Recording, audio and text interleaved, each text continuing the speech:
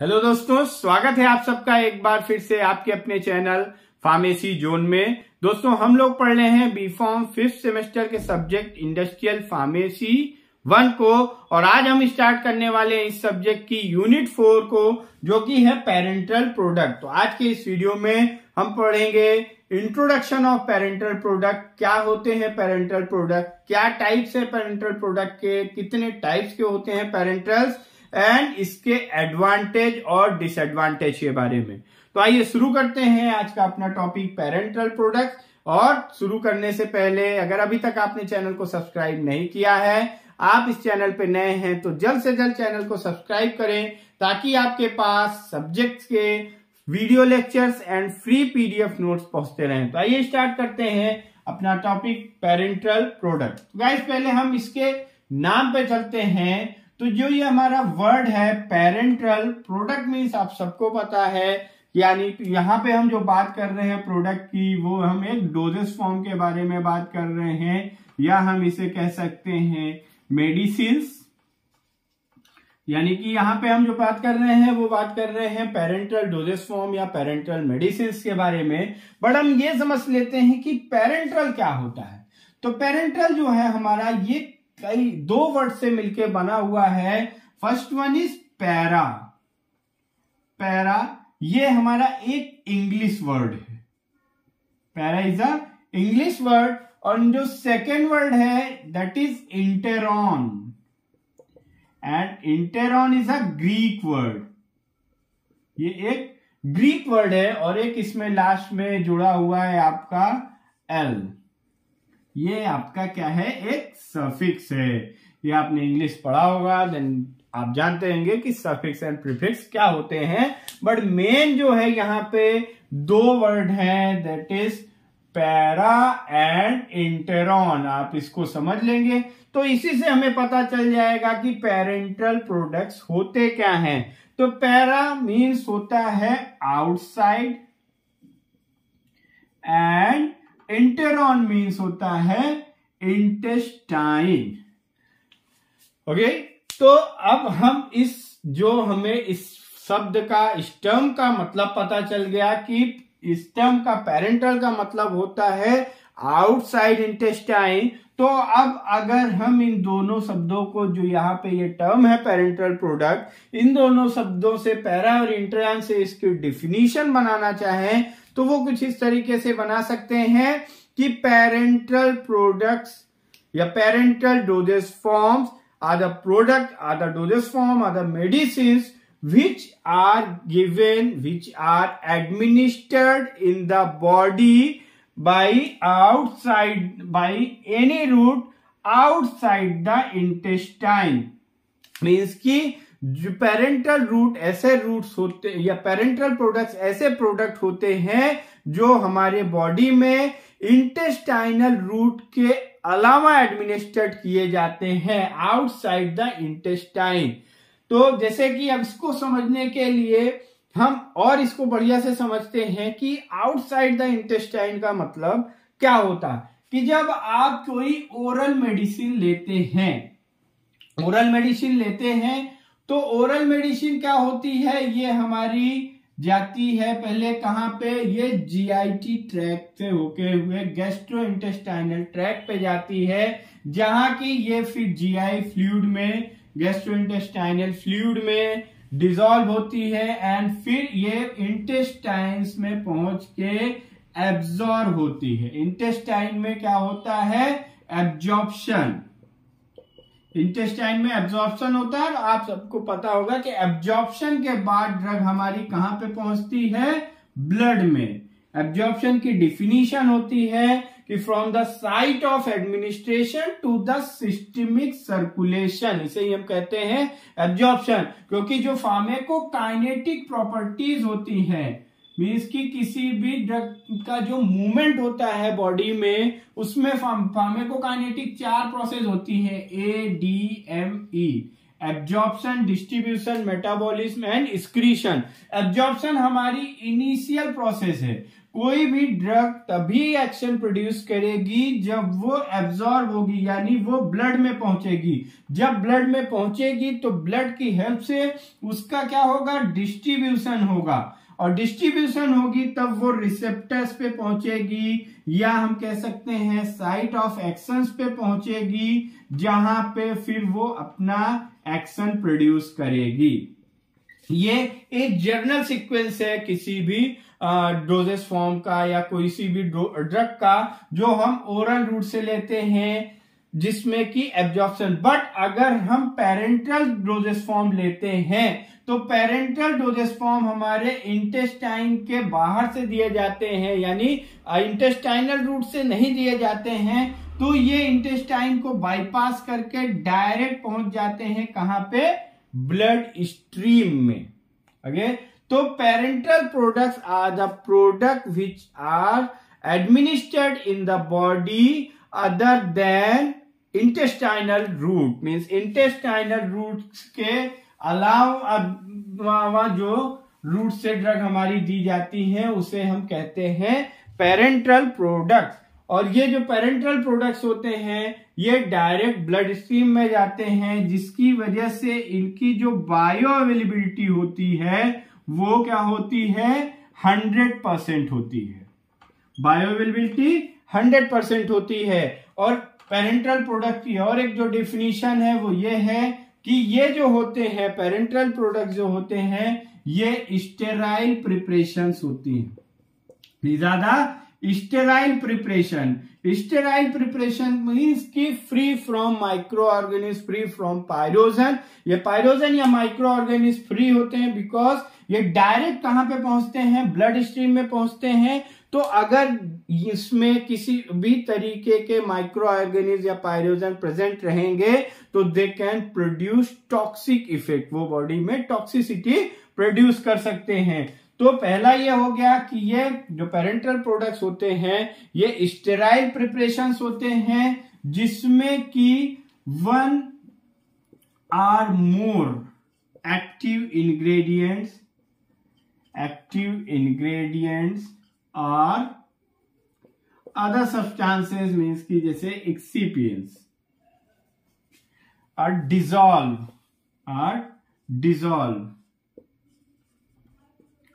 Means पहला तो ये कि ये स्टेराइल प्रिपरेशन होते हैं। दूसरा जिसमें ये प्रोडक्ट होते हैं जिनमें एक या एक से ज्यादा एक्टिव इंग्रेडिएंट्स होते हैं या एक्सिपिएंट्स होते हैं जिन्हें डिसॉल्व किया जाता है। डिसॉल्व किस में होते हैं, ये वाटर फॉर इंजेक्शन में। मीन्स पहले इसको ये जो डिसॉल्व होते हैं यहाँ पे हम दो तरीके के फ्लूइड्स लेते हैं, एक एक्वस फ्लूइड लेंगे या तो ये एक्वस फ्लूइड में डिसॉल्व होंगे या नॉन एक्वस बेस में।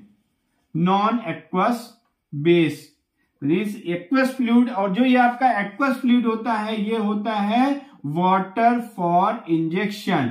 वाटर फॉर इंजेक्शन मीन्स एक ये सब वाटर होता है जिसको हम जो कि तैयार किया जाता है, ये भी फुल्ली स्टेराइल प्रिपरेशन होता है, फुल्ली स्टेराइल वाटर होता है जिसको प्रिपेयर किया जाता है for the preparation of parenteral product या parenteral doses form.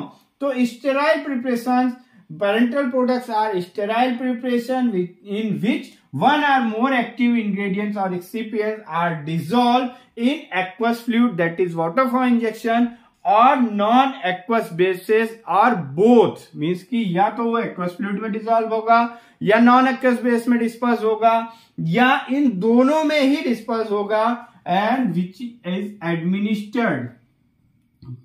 Is administered in body by injection, infusion and implants। ये एक और आपकी डिफिनीशन है पेरेंटल प्रोडक्ट की।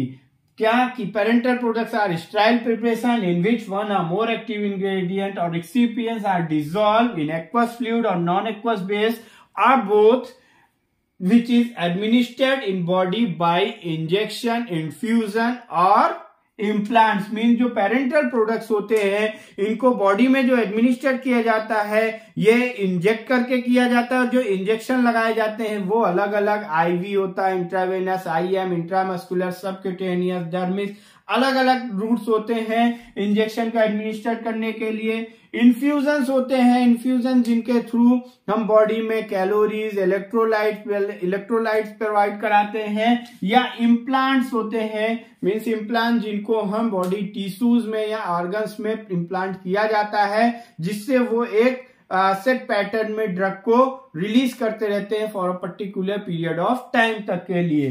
तो पेरेंटल प्रोडक्ट्स हमारे ये इनकी एक ये डिफिनीशन भी है।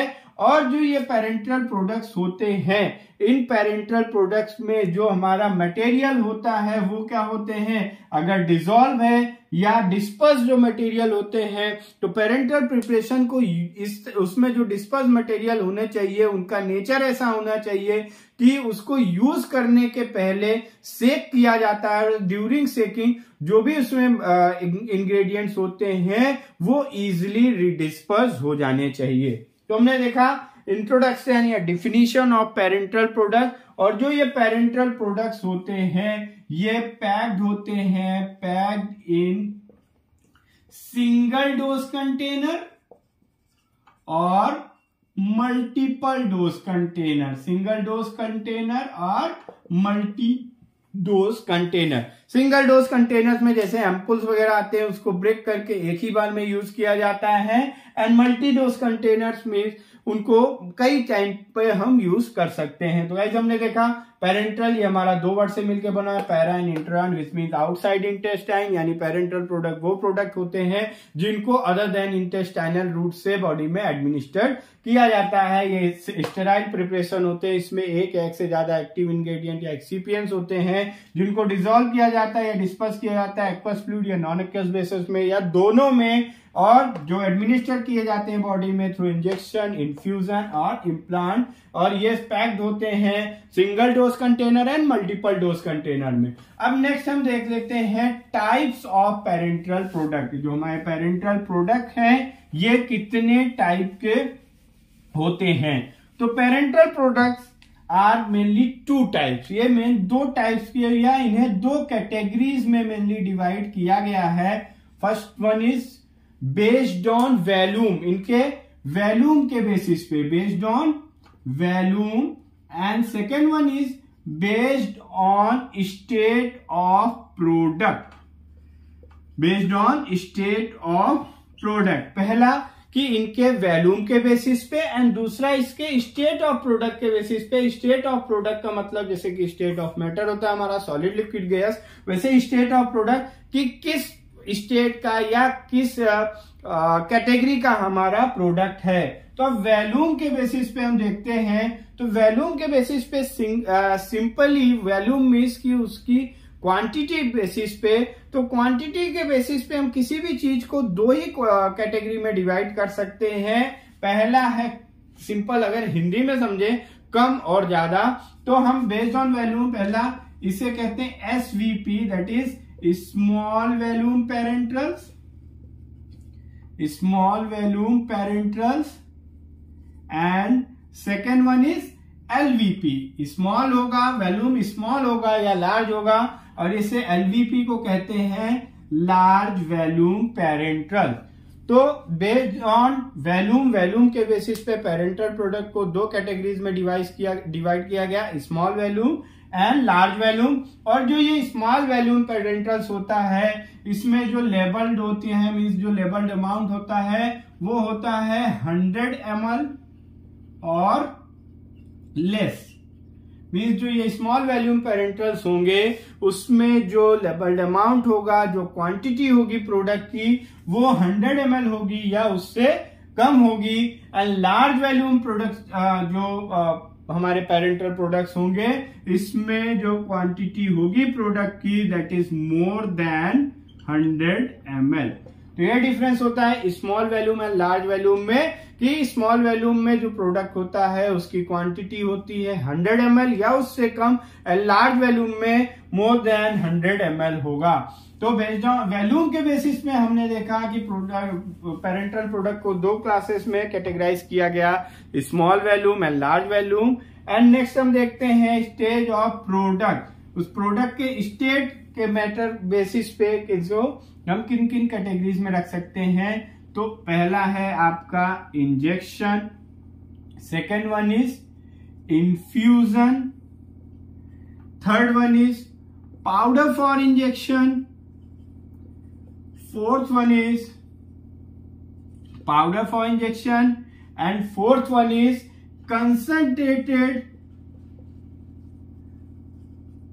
concentrated solutions for injection, concentrated solution for injection. Next one is implants, और आपका नेक्स्ट है जो injectable emulsion and oily injection.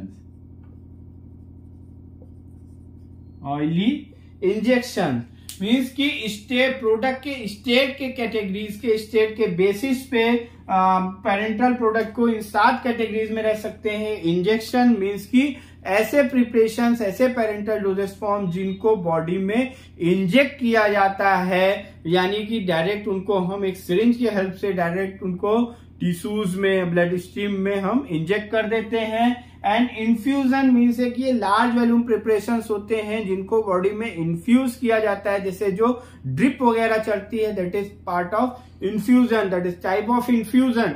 इसके थ्रू हम बॉडीज में कैलोरीज या जब हम उसको इलेक्ट्रोलाइट बैलेंस या नॉर्मल फ्लूइड को चढ़ाते हैं तो उसको इन्फ्यूजन के थ्रू।